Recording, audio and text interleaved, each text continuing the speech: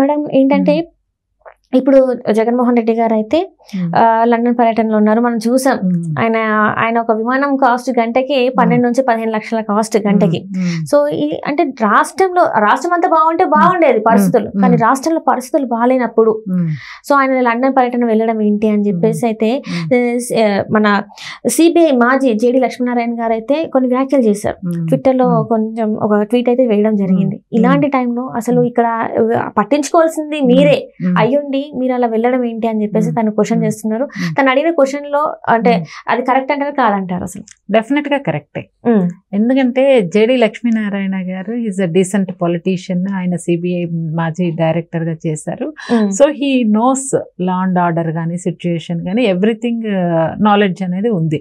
అయితే ఇప్పుడున్న పరిస్థితుల్లో ఏంటంటే ఆయన ఈ వ్యాఖ్యలు ఎందుకు చేయాల్సి వచ్చింది అని మనం విశ్లేషణ చేస్తే కనుక ఆంధ్రప్రదేశ్లో సిచ్యుయేషన్ నార్మల్గా అయితే లేదు, కొంచెం హీట్గానే ఉందని చెప్పాలి. అంటే మామూలు సమ్మర్ హీట్ కాదు, పొలిటికల్ హీట్. సో దానికోసం ఏంటంటే ఇప్పుడు ఈవెన్ ఇంటెలిజెన్స్ రిపోర్ట్స్ కానీ ఏదైనా కూడా ఆంధ్రప్రదేశ్లో ప్రత్యేక బలగాలను దించడం కానీ స్పెషల్ ఫోర్సెస్ని రంగంలోకి దించడం కానీ ఆలోచనలో ఉన్నారు. అయితే ఇప్పుడు జరిగినటువంటి ఎలక్షన్స్ రోజున జరిగినటువంటి హింసాత్మక ఘటనలను కనుక మనం చూస్తే అల్లర్లు కానీ మాచర్లు కానీ తాడిపత్రి కానీ ఎక్కడ చూసుకున్నా కూడా కొన్ని చోట్ల చాలా సంఘటనలు సీరియస్గానే జరిగినాయి. ఒక మర్డర్స్ జరగలేదు కానీ రెస్ట్ ఆల్ కార్లు బద్దలు కొట్టడము, కుర్చీలు తీసేయడం, ఈవీఎంలు ఇసురు కొట్టడము, ఇలాంటి హింసాత్మక సంఘటనలు అనేవి మనం మొన్న చూసాం ఎలక్షన్స్లో. సో నివురుగప్పిన నిప్పులాగా ఉంది కొన్ని ఏరియాస్లో. ఎట్లా రాయలసీమ అటు మొన్న పెద్దిరెడ్డి గారిని కానీ లేకపోతే జేసీ ప్రభాకర్ రెడ్డి గారిని బయటికి పంపించేయడము, నేను ఒక లేడీని తెలుగుదేశం పార్టీ ఏజెంట్గా నుదుటి మీద గొడ్డలతో కొట్టడం కానీ ఇవన్నీ ఏంటంటే రాష్ట్రంలో ఉన్న పరిస్థితి ఏ విధంగా ఉంది అనేది కళ్ళకు కట్టినట్టు ఈ పరిస్థితుల వల్ల మనం అర్థం చేసుకోవచ్చు.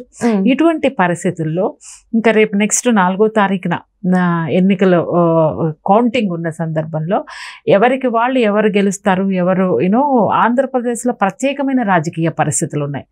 ఎప్పుడూ కూడా మిగిలిన రాష్ట్రాల్లో కన్నా కూడా ఎప్పుడూ లేని విధంగా ఈసారి హింస ప్రజ్వరిల్లడానికి దారి తీసినటువంటి కారణాలని మనం చూస్తే కనుక రెచ్చగొట్టే విధానం, మా పొలిటికల్ పార్టీస్ అధికారంలో ఉన్న వాళ్ళు పెట్టరేగిపోవడం, బాధితులు అపోజిషన్ పార్టీలో ఉండడం, పోలీసు వ్యవస్థ అధికార పార్టీ యొక్క వర్గాల్ని సపోర్ట్ చేయడము. వెరస్ ఏంటంటే ఆంధ్రప్రదేశ్లో ఒక లాంటి టెన్స్ వాతావరణం ఉంది. ముఖ్యంగా ఏంటంటే రూరల్ ఏరియాలో అంటే పల్లెటూర్లలో విలేజెస్లో ఇవి ఇంకా ఎక్కువ ఉంటాయి. పట్టింపులు కానీ లేకపోతే ఒక వర్గం ఇంకొక వర్గాన్ని కొట్టుకోవడము. కొన్ని ఏరియాస్ వల్ల అయితే గొడ్డళ్ళు అన్ని కూడా రెడీగా పెట్టుకుని ఉంటారు. ఎప్పుడు ఎవరు అటాక్ చేస్తే మనం కూడా అటాక్ చేయడానికి రెడీగా ఉండాలి అన్నట్టు. సో ఇటువంటి సిచ్యుయేషన్ ఇప్పుడు ఎలా ఉంది, సర్వే రిపోర్ట్స్ అన్ని కూటమి వస్తాయి అధికారంలోకి అని అనుకుంటున్నారు. సో ముందే అసలు అధికారంలో ఉన్నప్పుడే అపోజిషన్ వాళ్ళ మీద విపరీతమైన అటాక్స్ చేసినటువంటి ఇష్యూస్ని మనం చూసాం. రేపు మనం ఓడిపోతామేమో అనే ఒక ఊహ వచ్చినప్పుడు దాడులకి తెగబడరు అని అనడానికి ఎక్కడ ఇది లేదు కదా, తెగబడటానికి ఎక్కువ అవకాశాలు ఉన్నాయి. ఓడిపోతున్నామనే ఒక ఫీలింగ్ వచ్చింది అనుకోండి, దాడులకి తెగబడటానికి అవకాశం ఉంది. అంటే ఒకవేళ గెలుస్తాము అన్నా కూడా దాడులకు తెగబడతారు. ఎందుకంటే ఈ 5 సంవత్సరాల చరిత్ర ఆ విధంగా ఉంది. ఎందుకంటే అపోజిషన్ మీద కేసులు పెట్టడం, ఇరికించడం, కార్యకర్తల్ని కొట్టడం, వాళ్ళు ఇష్టం వచ్చిన రీతిగా వాళ్ళు ఇష్టారాజ్యంలాగా ఒక గుండా రాజ్యం, ఒక రౌడీ రాజ్యం వెళ్ళిందని చెప్పాలి 5 ఏళ్లలో. ఎందుకంటే ఇటువంటి సిచ్యువేషన్ మనం ఎప్పుడు చూడలేదు. సాక్షాత్తు చంద్రబాబు నాయుడు గారిని జైల్లో పెట్టిస్తే దిక్కు లేదు. మన సామాన్య ప్రజల పరిస్థితి ఏంటి?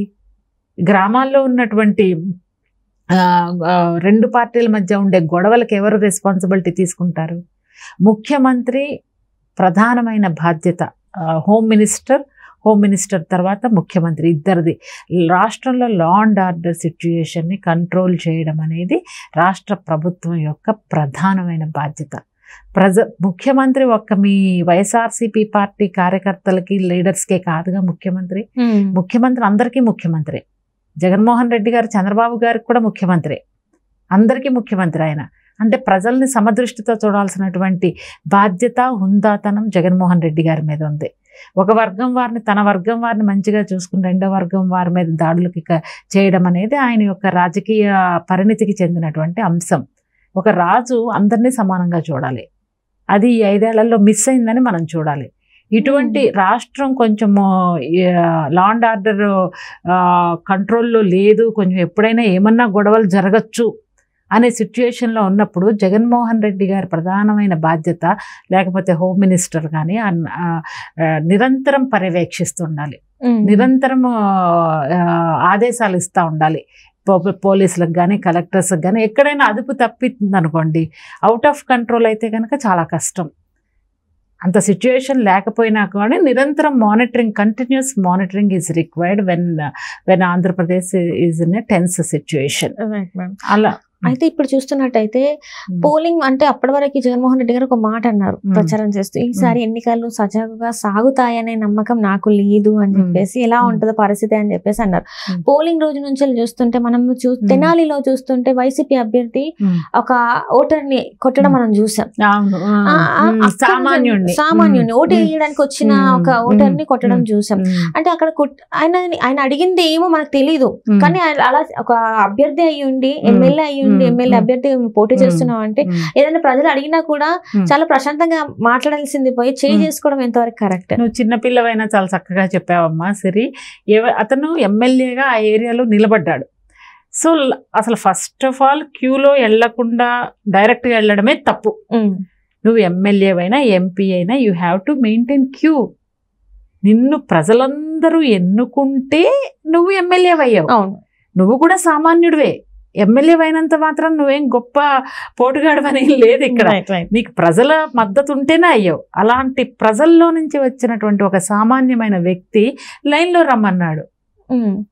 ఇప్పుడు ఆ సంఘటన తర్వాత నాకున్నది ఏంటంటే, ఒకవేళ ఒక 10 మంది నీకు ఓటేయాలని వచ్చినా కూడా ఆ సంఘటన తర్వాత ఆ 10 మంది కూడా అయ్యారు కదా. ఆ చిన్న చిన్న లాజిక్స్ ఎందుకు మర్చిపోతున్నారు? ఎందుకు ఇంత కోపోద్రికులు అయిపోతున్నారు? అహంకారం. అదే అంటున్నా. అతను వెంటనే ఆ మాట అన్నాడు అనుకోండి, నిజంగా ఆ ప్లేస్లో నేనుంటే, ఇంకెవరైనా ఉంటే ఐఎమ్ వెరీ సారీ అమ్మ, తొందరలో వచ్చేసాను, నేను డెఫినెట్గా లైన్లో నుంచుంటాను, నీకు థ్యాంక్స్ చెప్పాలి, నాకు గుర్తు చేసినందుకు. నాకే గుర్తుండాలి, కానీ నువ్వు చెప్పావు, అలర్ట్ చేసావమ్మా, నేను లైన్లో నిలబడతాను అంటే ఎంత డిగ్నిటీ ఉండేది. ఒకవేళ అతను టీడీపీకి ఓటేసే ఉద్దేశం ఉన్నా కూడా ఇతనికి వేసేవాడు. ఆ డిగ్నిటీని, ఆ హుందాతనాన్ని మెయింటైన్ చేస్తే, ఒకవేళ టీడీపీ ఓటు అనుకోండి, ఇంత మర్యాదగా ఉన్నాడు, డిగ్నిఫైడ్గా ఉన్నాడు అని ఆ ఓటు ఇటు మరలటానికి అవకాశం ఉండేది. కానీ మీరన్నట్టు ఆ లాజిక్ మిస్ అయ్యాడు. నిజంగా అక్కడ ఎవరన్నా వైఎస్ఆర్సీపీ ఎమ్మెల్యేకి ఓటు వేయాలనే ఉద్దేశంతో ఉన్నా కూడా అతని ప్రవర్తన, అతని దురుసు ప్రవర్తన అతనికే లాస్ అయింది కదా. ప్రజలకి తనేంటో నిరూపించాడు కదా. ఎవడైనా అసలు కనీసం మినిమం సెన్స్ ఉన్న వాళ్ళు ఎవ్వరు కూడా అట్లా బిహేవ్ చేయరు. ఎందుకంటే ఓట్లు పోతాయి కదా. నీకు ఓట్లు వేసేవాళ్ళు ఉన్నా కూడా అక్కడ ఓట్లు వేయరు. ప్రవర్తన, ఈ ప్రవర్తన చాలా తప్పుడు ప్రవర్తన. ఇప్పుడు ఇది ప్రవర్తనతో రాష్ట్రంలో చాలా మంది వైసీపీ నేతలు ఇలాంటి చర్యలకి పాల్పడ్డారు. మనం చూస్తున్నట్టయితే చిత్తూరు దగ్గర ఒక టీడీపీ అభ్యర్థిని ఎలా కొట్టారో మనం చూసాం. గన్మెన్ లేకపోతే ఆయన చనిపోయేవారే అని చెప్పేసి చెప్తున్నారు. అంటే అనేక చోట్ల, ఒక చోట చూస్తున్నట్టయితే ఒక లేడీ మీద గొడ్డలతో ఆమె తలని కొట్టడం. ఇవన్నీ ఎందుకు? చిన్న చిన్న, మీరు మంచిగా ఉంటే మీరు ప్రచారం చేయకపోయినా కూడా మీకు ఓటేస్తారు. అలాంటిది మీరు ఇలాంటి చర్యలు చేస్తే రేపు నెక్స్ట్ మీకు ఇంకా భవిష్యత్ ఏముంటది? అహంకారం ఏ స్థాయికి వెళ్ళిందంటే, కన్ను మిన్ను కానకుండా మనం ఏం చేసినా ఎవ్వడు అడిగేవాడు లేడని ఒక రౌడీజం. నేను అదే చెప్తున్నా, రౌడీ రాజ్యం వెళ్తోంది అని. వాళ్ళకి ఎందుకంటే భవిష్యత్తులో ఇంకా రాజకీయ భవిష్యత్తు అనేది ఉండదు. ప్రజల్లో తిరుగుబాటు వచ్చింది అంటే కనుక అది ఎంత పెద్ద లీడర్ అయినా కూడా తలవంచక తప్పదు. మనిషి ఎంత పవర్ఫుల్ అయినా కూడా మనము విశ్వంలోకి వెళ్తున్నా కూడా, చంద్రుడి దగ్గరికి వెళ్తున్నా కూడా ప్రకృతి ముందు మనం చిన్నవాళ్లమే. ద సేమ్ వే పొలిటీషియన్స్ కూడా విర్రవీగితే గనక, ప్రజలు తలుచుకుంటే, ప్రజల ముందు నువ్వు చాలా చిన్నవాడివే. ప్రజలకు ఎప్పుడూ కూడా అణిగిమణిగనను వినయ విధేయతలతోటి సర్వీస్ చేయగలిగే లీడరే లాంగ్ టర్మ్ పాలిటిక్స్ లో సస్టైన్ అవుతారు. Right thank you so much. Thanks అమ్మా.